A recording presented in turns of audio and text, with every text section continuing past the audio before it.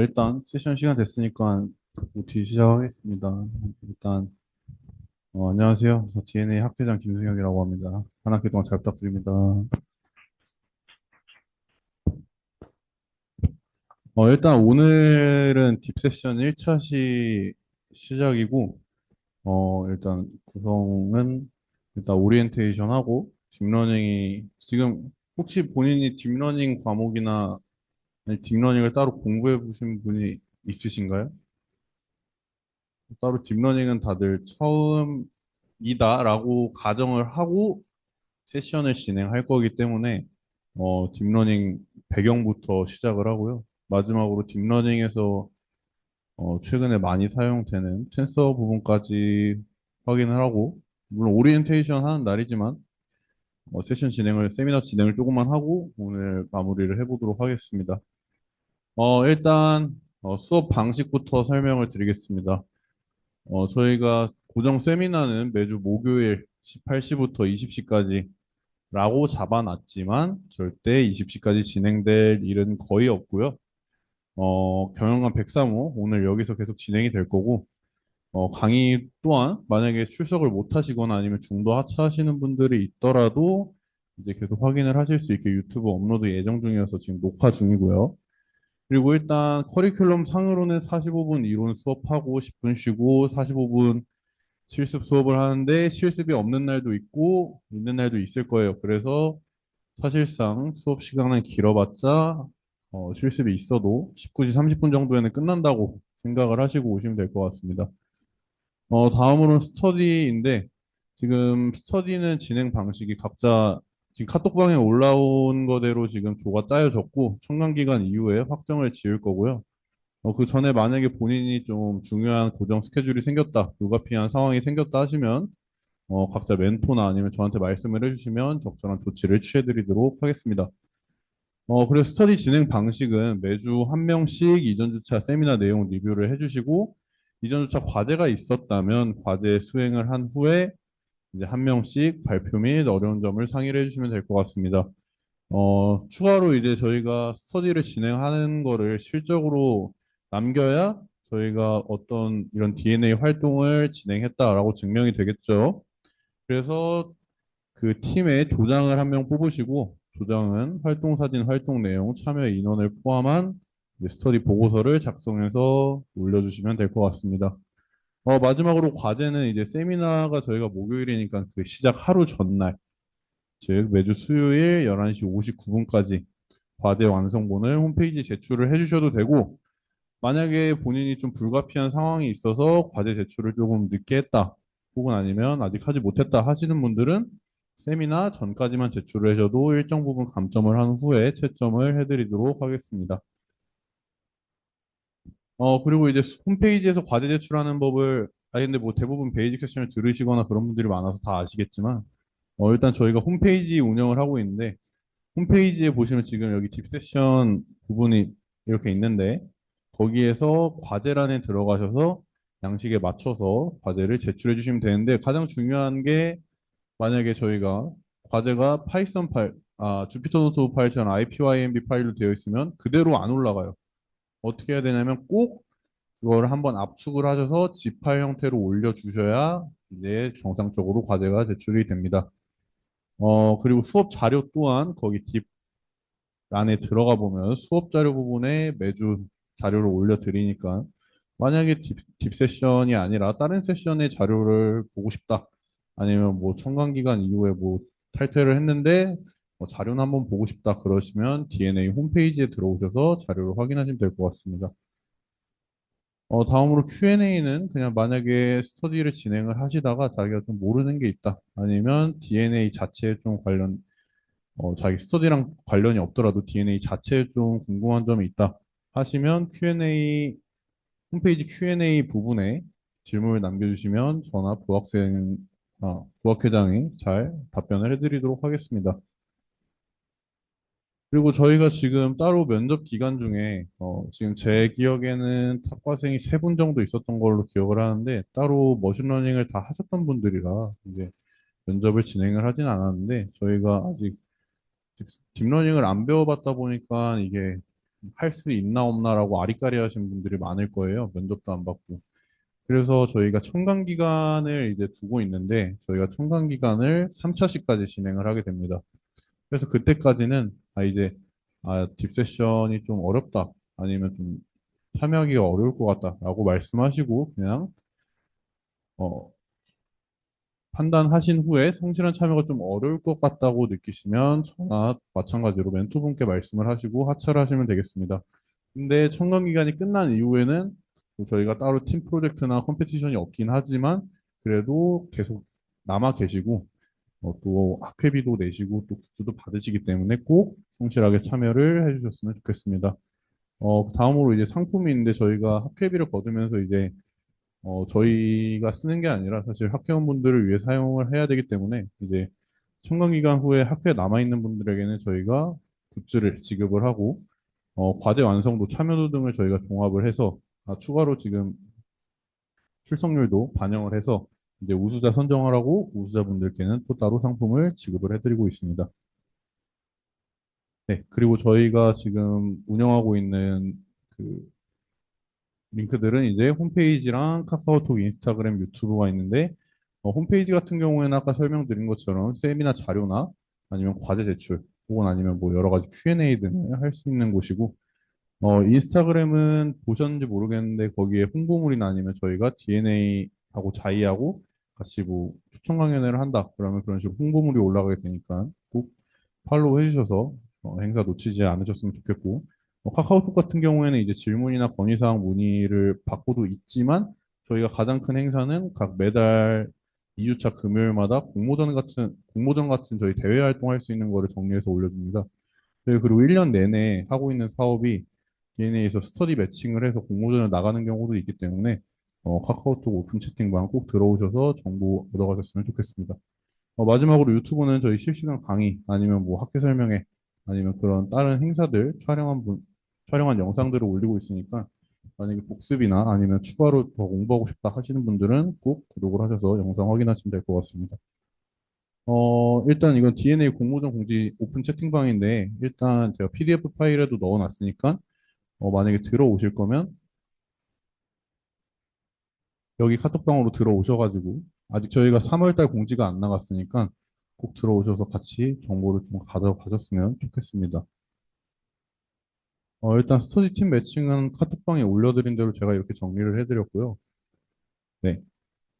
혹시라도 조정이 필요하시거나 아니면 현재 지금 보시다시피 지금 굉장히 좀 기형적인 상태죠. 목요일 날에 사람이 좀 많이 쏠려서 지금 멘토 3명씩 붙어 있는 상황인데 일단 저희가 청강기간 이후에 조정도 해야 되고 또 만약에 조를 옮기고 싶으시거나 아니면 좀 날짜가 안 돼서 옮겨야겠다라고 하시는 분들은 따로 말씀해 주시면 저희가 적절한 조치를 취하겠습니다. 그리고 마지막으로 이제 커리큘럼입니다. 저희가 오늘은 OT랑 딥러닝 기초, 그리고 딥러닝에서 가장 기초로 사용되는 단위인 텐서를 배우고요.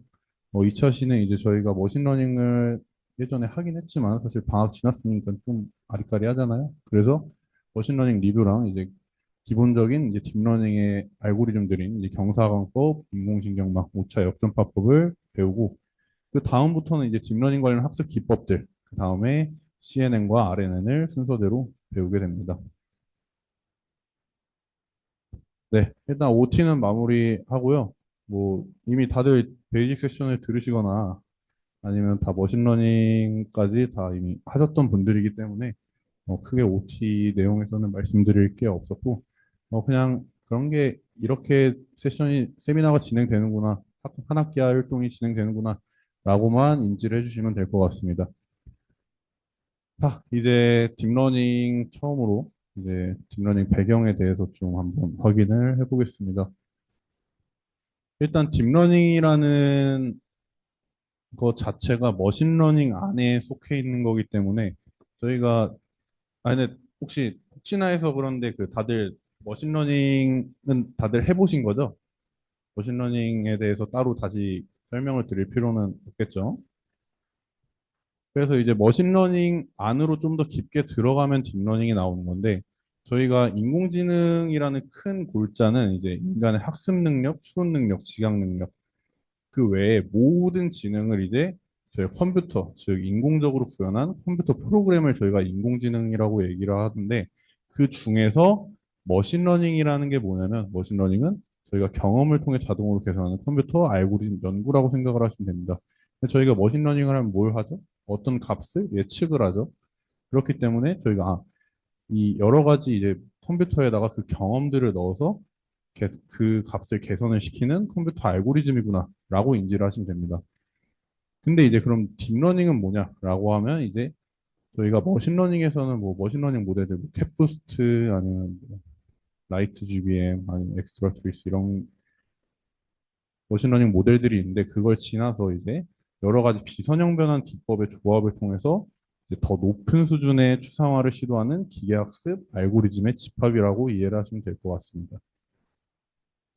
그래서 딥러닝이랑 머신러닝이랑 그래서 뭐가 다르냐라고 좀 보면 머신러닝 같은 경우에 저희가 피처 엔지니어링이라고 해서 사람이 직접 피처를 생성하고 데이터를 만들어냈었는데 딥러닝 같은 경우에는 그 특징 추출에 사람이 관여를 하지 않습니다. 그리고 동작 원리는 그래서 저희가 입력 데이터에 알고리즘을 적용해서 분석을 수행을 하게 되는데 딥러닝 같은 경우에는 저희가 이 신경망이라는 걸 사용해서 데이터의 특징하고 관계를 해석을 합니다. 그리고 재사용 같은 경우에는 저희가 머신러닝을 어떤 데이터에 적용을 해서 하이퍼 파라미터 탐색을 하고 난 후에 만약에 다른 데이터에 적용을 하려면 새로운 모델링을 진행을 해서 다시 하이퍼 파라미터를 탐색하는 거에 반해서 딥러닝 같은 경우에는 이제 예를 들어 정형 데이터들이다 아니면 비정형 데이터들이다 라는 그 데이터의 구분만 같다면 동일한 유형의 데이터 분석을 위해서 재사용에 적합하다라는 것을 알 수가 있습니다. 그래서 저희가 머신러닝 같은 경우에 저희가 뭐 회귀나 아니면 이진분류 같은 정형 데이터에 굉장히 많은 집중이 쏠려 있는데 딥러닝 같은 경우에는 이 비정형 데이터라는 거에 관심이 쏠려 있습니다. 그래서 이 비정형 데이터라는 게 뭐냐, 정형 데이터는 뭐냐라고 한다면 이미 다 배우셨겠지만 정형 데이터는 숫자로 이루어진 어떤 걸 분류하는 거라고 생각을 하시면 되고 비정형 데이터는 숫자가 아니라 그림이나 저희가 한국어, 영어 같은 자연어 같은 걸로 이루어진 데이터들을 비정형 데이터라고 생각을 하시면 될 것 같습니다.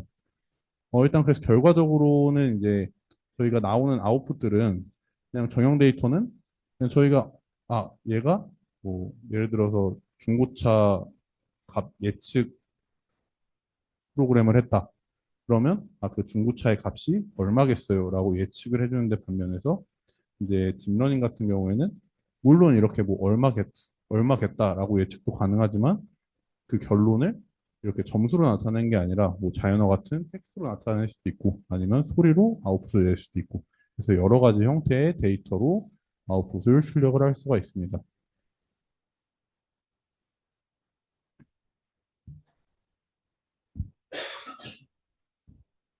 그래서 이제 딥러닝의 정의가 뭐냐라고 얘기를 하면 딥러닝 같은 경우에 이제 두 개 이상의 히든 레이어를 지닌 다층 신경망이라고 생각을 하시면 됩니다. 지금 보시면 밑에 그림 보시면 여기 멀티레이어 포지트론이라는 이제 MLP라는 가장 간단한 딥러닝 아키텍처가 있는데 일단 이렇게 인풋 데이터를 입력을 해서 그 히든 레이어 지금 그림에는 하나밖에 없지만 지금 층층이 쌓여 있을 수 있겠죠. 왜냐하면 두 개 이상의 히든 레이어를 가진 다층 신경망을 저희가 딥러닝이라고 얘기를 했으니까 그래서 히든 레이어가 여러 개 쌓여 있고 마지막으로 아웃풋을 도출하는 이거를 MLP 즉 여러 개 레이어를 가지고 있는 멀티 레이어 퍼셉트론이라고 저희가 얘기를 합니다. 그 다음으로는 저희가 이미지 관련 분야에서 많이 사용되고 있는 CNN 라고는 컨볼루션 뉴럴 네트워크인데 이미지 관련 분야 즉 이제 이미지 데이터들을 분석할 수 있는 딥러닝 모델이라고 생각을 하시면 됩니다. 마지막으로 텍스트와 같은 시계열 분야, 즉 시간의 흐름에 따라서 변화하는 데이터, 또 자연어나 아니면 뭐 주식 같은 시간의 흐름에 따라서 변하는 데이터가 시계열 데이터인데, 그래서 그 시계열 분야에 많이 사용되는 게 RNN, 리크런트 뉴럴 네트워크라는 딥러닝 모델입니다. 그래서 이렇게 리크런트 뉴럴 네트워크라는 거는 저희가 시간의 흐름에 영향을 받는 데이터들이기 때문에 그 앞에 있는 데이터들을 참고해서 아웃풋을 도출하는 방식입니다. 그래서 저희 DNA 딥 세션에서도 순서대로 처음에 멀티레이어 퍼셉트론의 구조를 배우고 그 다음에 CNN, 그 다음에 RNN, 마지막으로 최근에 많이 사용되는 트랜스포머를 학습을 하게 됩니다. 그래서 이제 딥러닝이라는 이 학문이 어느 곳에 많이 쓰이냐라는 걸 좀 알아보면 사실은 지금 여기 정리된 것 말고도 정말 많은 곳에 딥러닝 모델이 사용이 됩니다. 일단은 그 중에서 가장 대표적인 것들을 좀 가져와 봤습니다. 일단 첫 번째로는 이미지 분류입니다. 당연히 이제 이미지 분류라는 건 말 그대로 이 이미지가 어떤 이미지다. 뭐 예를 들어서, 혹시 아시는 분 있을지 모르겠는데, 그 티처블 머신이라고 아시나요? 이제 티처블 머신이라고 이제 그 방금 도리도리 하신 분은 모를 수가 없는데요. 수업에서 했었습니다. 티처블 머신이라는 건 이제 그림을 넣어서 얘가 개다, 고양이다 이렇게 분류를 해주는 모델인데 나중에 혹시라도 기회가 되시면 한번 찾아보시면 아, 이미지 데이터는 이렇게 분류가 되는구나 라고 한번 확인을 해보실 수 있을 것 같아요. 어쨌든 그래서 이미지 분류를 할 때 이 이미지가 주어졌을 때 아, 그것에 대한 라벨링을 해주는 이제 딥러닝이구나 라고 생각을 하시면 됩니다. 그래서 2015년 이후에는 이미지 분류하는 이미지넷에서 인간의 능력, 즉 저희가 이 사진을 봤을 때 예를 들어서 사진 안에 기차랑 개가 같이 있으면 얘가 기차인지 개인지 저희가 알 수가 없잖아요. 무슨 라벨링이 되어 있는지. 근데 이제 컴퓨터는 그거를 확인해서 아, 이 데이터에서는 개가 조금 더 집중돼 있다라고 해서 개에다가 라벨링을 하고 그 정확도에서 더 높은 성능을 보이는 딥러닝 모델들이 발전하는 것을 확인할 수 있었습니다. 그 다음으로 이제 객체 탐지입니다. 객체 탐지 말은 어렵지만 그냥 그림에서 아, 이 그림에서는 어떤 물체들이 있어요. 예를 들어서 지금 이런 식으로 비트박스를 생성을 해서 아, 여기 사람 있고 여기 자동차 있고 여기 봉고차 있고 여기 뭐 신호등 있고 이런 식으로 이미지나 비디오 속에 포함된 물체에 대해 해당 물체가 어떤 물체인지 분류하는 문제랑 그 위치를 찾아내는 문제가 객체 탐지가 됩니다. 이런 거는 자율주행 자동차나 CCTV에 주로 사용이 되고 있습니다. 다음으로는 텍스트 분야입니다. 저희가 앞에서 말했던 것처럼 텍스트 자연어들은 이제 RNN 모델로 사용을 하기 때문에 이제 번역, 문장 분류, 질의응답 시스템, 개체명 인식 등에 사용이 되고 있고, 그리고 마지막으로 저희가 딥세션에서 배울 트랜스 모델 연구의 시작으로 인간의 성능을 넘어서는 랭귀지 모델이 개발되고 있습니다. 마지막으로 겐입니다. 이건 이제 앞서서 저희가 했던 뭐 라벨링을 한다든가 아니면 어떤 값을 예측한다는 개념보다는 데이터의 생성 부분이라고 생각을 하시면 편합니다. 그냥 예를 들어서 저희가 요즘에 굉장히 논란이 많이 됐던 딥페이크나 아니면 스타일 트랜스퍼라는 이제 모델이 있는데 이런 식으로 고흐라는 화가의 화풍을 분석을 해서 어떤 그림에다가 아 그럼 고흐의 화풍을 적용해줘라는 명령을 하면 이런 식으로 저희가 어떤 그림을 확인을 했을 때, 아, 내가 지금 가지고 있는 그림을 이런 식으로 화풍을 변경할 수 있는, 즉, 새로운 데이터를 생성하는 모델을 저희가 겐이라고 얘기를 합니다. 그리고 저희가 딥러닝에 대해서 알아봤으니까 딥러닝을 저희가 직접 구현을 해보려면 어떤 게 필요한지 알아봐야 되겠는데요. 그래서 저희가 GPU라는 걸 사용을 하게 됩니다. 어, GPU, 말 그대로 그래픽 카드죠. 저희가 CPU랑 GPU를 크게 가지고 있는데, 혹시 본인 노트북에 엔비디아에서 나온 RTX 계열의 GPU가 있으신 분이 있나요? 한 명 계시네요. 네, 저희가 사실 인텔 기반의 이제 i5, i7 같은 GPU로는 사실은 그거를 GPU라고 저희가 말은 하지만 GPU로 쓸 수가 없습니다. 그 이유는 여기서 나오는데요. 이제 쿠다라는 이제 알고리즘이 있는데 이제 이게 GPU에서 병렬 처리를 수행하는 알고리즘을 각종 프로그래밍 언어에 사용할 수 있도록 해주는 GPU 기술이라는 건데 저희가 뒤에서 배울 파이토치나 텐서플로우 같은 프레임워크에서 GPU를 사용하려면 쿠다를 설치를 해야 됩니다. 근데 그 쿠다를 만든 데가 이제 엔비디아입니다. 그래서 엔비디아 계열, RTX 계열의 GPU만 이제 딥러닝 모델을 사용하는데 사용을 할 수가 있다. 그래서 대부분의 학부생분들께서는 GPU를 사용하기가 좀 어렵다라는 말씀을 드리기 전에 저희가 곧 서버 신청을 받습니다. 그래서 저희가 학과 서버가 있는데 특별히 DNA 학회원분들에게는 저희가 서버 신청을 따로 받아서 그 GPU랑 CPU를 따로 할당받을 수 있게 해드리니까 될 수 있으면 청강 기간까지 꼭 남으셔서 서버 신청하시고 실습 환경 잘 가져가시기 바랍니다. 그래서 이제, 잠깐 했는데, 본론으로 돌아와서, 쿠다라는 이제 이 알고리즘을 이제, 그거를 이제 빠르게 사용하기 위해서 CUDNN이라는 걸 또 다운받아야 되는데, 이제 그거는 이 딥러닝 모델을 위해서 GPU 가속화 라이브러리의 기초 요소 같은 일반적인 루틴을 빠르게 사용할 수 있도록 해주는 그냥 간단한 라이브러리라고 생각을 하시면 됩니다. 그래서 얘는 파이토치 텐서플로우 모두 지원을 하고 쿠다와 함께 설치를 해주는 걸 권장하고 있습니다.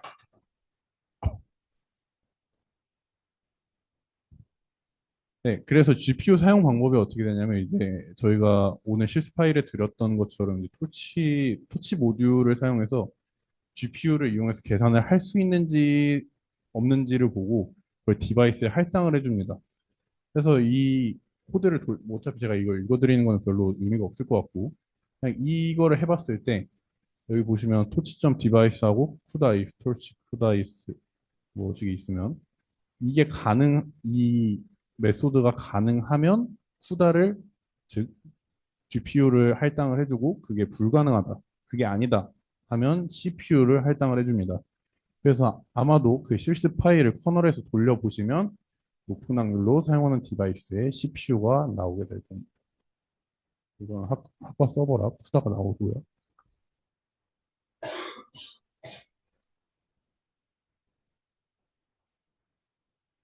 그래서 이제 이렇게 쿠다나 아니면 CPU를 사용해서 이제 딥러닝을 하는 법을 배웠고 이제 딥러닝의 전체적인 과정을 한번 보겠습니다. 저희가 딥러닝 같은 경우에는 이제 이런 식으로 저희가 원래는 머신러닝을 할 때도 그 크로스 발리데이션이라는 걸 사용을 해서 데이터를 분할을 해서 이제 학습을 시키는데 이제 그거에서 조금 더 바뀐 모습을 생각을 하시면 됩니다. 에포크라는 건 저희가 머신러닝을 하면서도 저희가 봤을 수 있는데 전체 학습 과정을 얘기하는 거고요. 그 배치 사이즈라는 거는 이제 파라미터를 한 번 업데이트할 때 계산되는 데이터의 개수라고 생각을 하시면 됩니다.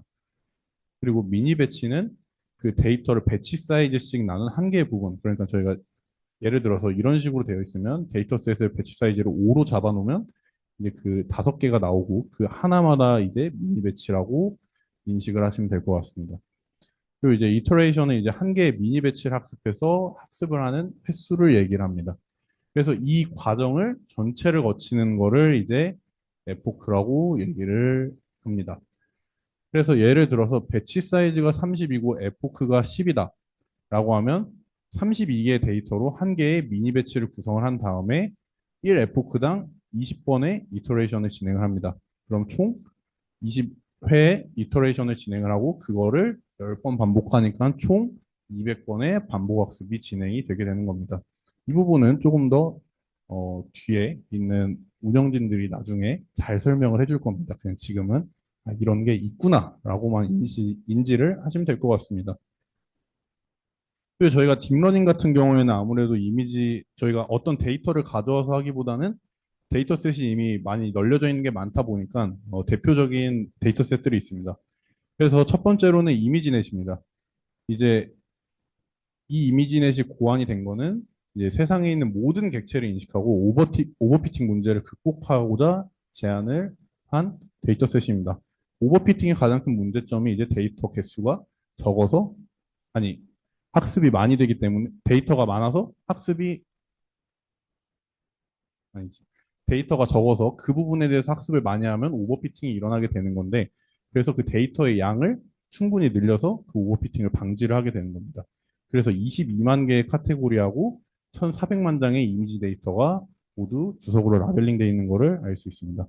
그래서 ILS VRC라는 이미지 인식 경진대회로 컴퓨터 비전 분야, 즉 CNN 분야가 큰 발전을 이룬 걸 저희가 확인을 해볼 수가 있고요. 그 다음으로 이제 가장 딥러닝을 처음 배울 때 많이 쓰이는 엠니스트 데이터셋입니다. 이제 엠니스트 데이터셋은 이제 0부터 9까지의 숫자들로 이루어진 손글씨 데이터인데 6만 개의 트레이닝 이미지와 1만 개의 테스트 이미지가 28 곱하기 28 픽셀의 크기로 저장이 되어 있습니다. 대부분 이제 저희가 딥 세션을 진행할 때는 만약에 실습을 할 일이 있다 하시면 그나마 데이터 개수가 적은 엠니스트 데이터셋을 사용을 하게 될 것 같습니다. 마지막으로 CIFAR10이라는 이제 데이터셋인데 이거는 이제 위에 있는 이미지넷과 다르게 10개, 딱 10개의 서로 다른 클래스만 존재하고 어, 오타입니다. 6000개의 32 곱하기 32 픽셀의 컬러 이미지입니다. 그리고 이제 비행기, 자동차, 새, 고양이, 사슴, 개, 개구리, 말배, 트럭 클래스로 분류가 되어 있습니다. 마지막으로 이제 저희가 앞에서 봤던 데이터 세트를 어떻게 다운을 받냐. 솔직히 말하면 저희가 앞에 있는 뭐 이미지넷 같은 거는 애초에 22만 개, 1400만 장이면 보통 컴퓨터에는 들어가지도 않겠죠. 그래서 이제 그런 데이터 셋들은 이제 토치 모듈을 통해서 토치 유틸스 데이터 로더를 통해서 이제 불러올 수가 있습니다. 근데 저희는 큰 데이터 셋보다는 엠리스트를 주로 사용할 거다라고 기억을 해주시면 됩니다.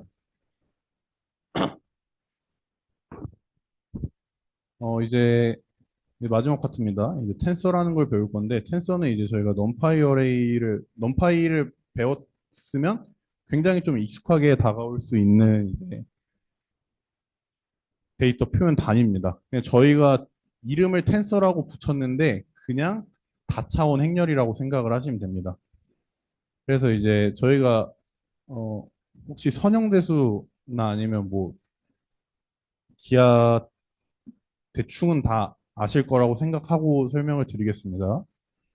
그래서 이제 스칼라는 이제 저희가 한 방향을 가지는 이제 그냥 값이니까, 방향을 가지지 않는 값이니까, 이제 하나의 값을 표현할 때 한 개 수치로 표현하는 상수고요.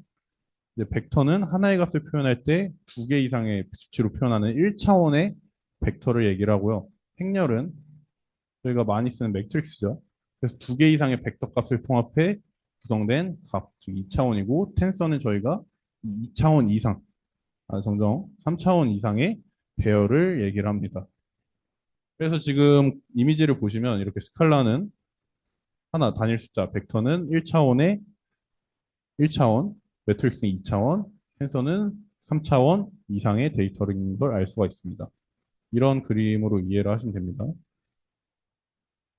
이제 텐서에 사용되는 메소드는 이제 넘파이랑 굉장히 유사합니다. 텐서 생성을 하려면 토치점 텐서하고 이런 식으로 저희가 원래 그 numpy 어레이를 생성하는 것처럼 생성을 해주시면 되고요. 그래서 그냥 프린트 t에다가 텐서를 지금 변수에다가 저장을 시켜놨으니까 t점 디멘션 하면 이렇게 몇 차원의 텐서인지 확인이 가능하고 형상이랑 사이즈도 저희가 확인을 해볼 수가 있습니다. 그리고 텐서 인덱싱하고 슬라이싱도 저희가 똑같이 원래 numpy나 아니면 리스트에서 하는 것처럼 사용을 하시면 똑같이 인덱싱과 슬라이싱이 가능합니다. 다만 저희가 차원에 따라서 어느 부분에 있는지를 지정을 해줘야 되기 때문에 그 부분만 유의를 좀 해주시면 될 것 같습니다. 다음으로 이제 저희가 행렬간의 그냥 일단 텐서라고 하면 제가 그냥 행렬을 의미한다고 생각을 하시면 될 것 같아요. 그래서 텐서 간에 이제 사칙 연산도 가능합니다. 그래서 덧셈은 이제 그냥 똑같이 사칙 연산 구호를 사용해서 할 수도 있고 내장 메소드를 사용해서 연산을 할 수도 있습니다. 그래서 이제 추가로 이제 조금 더 편리하게 사용을 하기 위해서 브로드캐스팅이라는 게 있는데 저희가 예를 들어서 이런 단일 스칼라 값과 이제 벡터를 이제 합치려고 합니다. 계산을 하려고 하는데 사실은 이러면 행렬 연산이 안 되죠.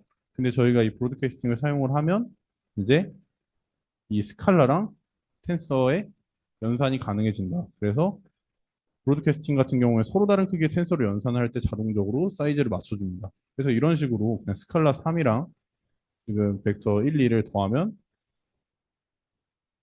4, 5가 있는 벡터가 형성이 되는 것을 저희가 확인을 해볼 수가 있습니다. 그리고 나머지 메소드들도 이렇게 있는데, 뭐 평균값, 그리고 또 텐서 합, 또 최대값, 최소값, 이런 식으로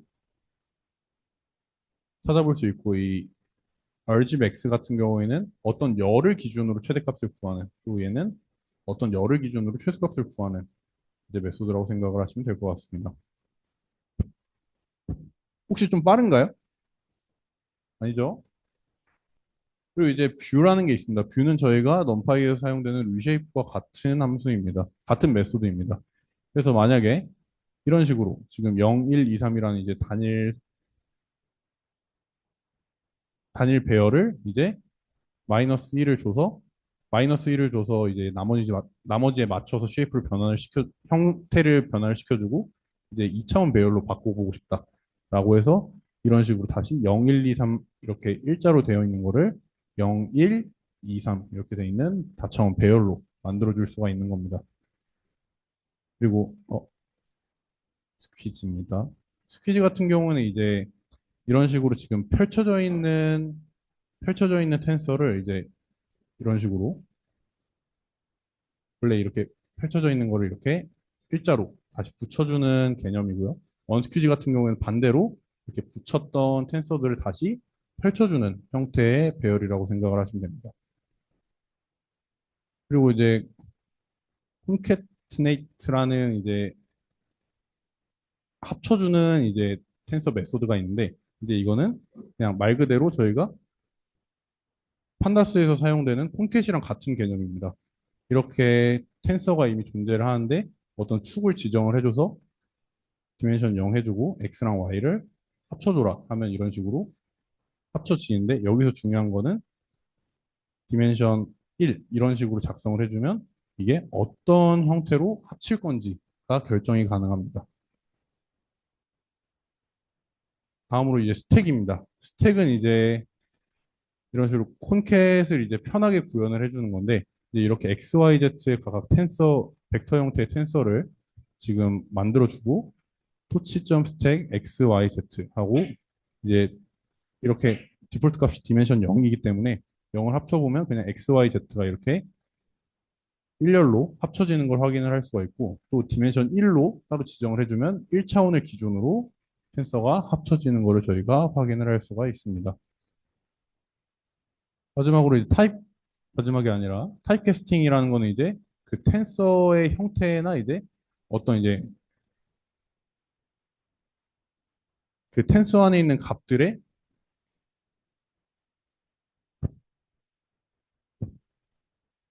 형태를 바꿔주는 거라고 생각을 하시면 됩니다. 그래서 예를 들어서 이렇게 정수형 텐서가 있었으면 뒤에다가 점 플롯을 써주면 소수형, 아, 실수형 텐서로 바뀌는 걸 알 수가 있습니다. 이런 식으로 다른 데이터들이 들어가 있을 때 쉽게 메소드를 사용해서 이제 타입캐스팅을 해줄 수가 있습니다. 다음으로 인플레이스 오퍼레이션이라는 특성이 또 있는데 어떤 이제 실행 결과가 변수에 따로 저장이 되지 않습니다. 마지막으로 이제 원스 앤 제로스라는 이제 특성이 있는데 이제 텐서를 생성을 할 때 크기를 맞춰주기 위해서 사용하거나 아니면 원래 있는 텐서에 있는 값들을 다 영행렬 아니면 1로 구성되어 있는 행렬로 바꿔주고 싶다 하실 때 사용하는 겁니다. 그래서 torch.once 언더바 like x를 해주시면 이제 그 원래 x에 할당되어 있던 그 텐서가 전부 0으로 바뀌는 걸 확인을 가능할 수가 있습니다. 그래서 이런 식으로 0으로 once라는 행렬로 지정을 해주시면 once like는 다 모든 텐서의 값들을 1로 변환을 시켜주고 제로스 like로 바꿔주면 모두 0으로 수정을 해줍니다. 그리고 오늘 강의는 여기서 끝이고요. 과제는 저희가 처음 딥세션 배웠는데 처음부터 과제 내주면 어, 다 도망가겠죠? 그래서 이번 주는 간단하게 스터디 진행하시면서 조별로 조 이름이랑 조장, 발표 순서 정도 정해주시고 스터디 보고서 작성해서 홈페이지에 업로드를 해주시면 됩니다. 그리고 추가로 저희가 실습 자료 올려주신 거는 지금 앞에 있는 세미나 내용과 전부 유사하기 때문에 한 번씩 제가 설명을 해드릴 수도 있지만 굳이 다 돌려보시면 다 넘파이와 유사한 형태이기 때문에 오늘 실습은 본인들이 각자 집에서 해보시면 되고요. 한 짧게 한 딱 지금 37분이니까 8분만 쉬었다가 멘토들 매칭만 하고 오늘 바로 마무리하도록 하겠습니다. 일단 그러면 45분까지 다시 와주시면 될 것 같습니다.